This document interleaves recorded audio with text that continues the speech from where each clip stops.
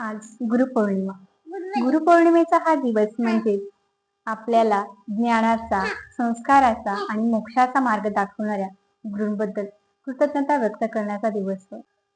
गुरु या शब्दाचाच अर्थ अज्ञानाचा अंधकार दूर करणे असा होतो. गुरुपौर्णिमेला व्यास पौर्णिमा असेही संबोधले जाते, कारण व्यास मुनींच्या दिवशी स्मरण आणि पूजन केले जाते. महर्षी व्यासांनी 4 वेदांचे विभाजन तसेच 18 पुराणे आणि महाभारताची रचना केली होती. भगवान शंकराला आदियोगी का म्हणतात हे तुम्हाला माहिती आहे का? मी तुम्हाला सांगते.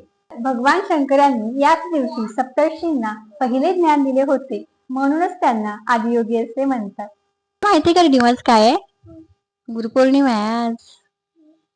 गुरुपौर्णिमा का सेलिब्रेट केली जाते माहितीये तुला?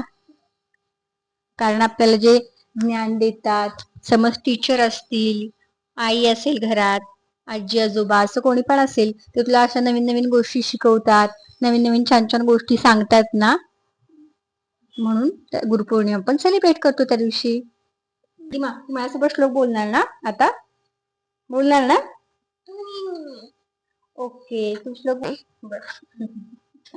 गुरुर्ब्रह्मा गुरुर्विष्णू गुरुदेव महेश्वरा गुरु साक्षात परब्रह्म तस्मै श्री गुरुवे नमः. हात जोडून एकदा नमस्कार करून दाखव. प्रतिमा, एकदा नमस्कार करून दाखव बाळा, हात जोडून. नंतर करायची चपाती. एकदा हात जोडून नमस्कार करून दाखव.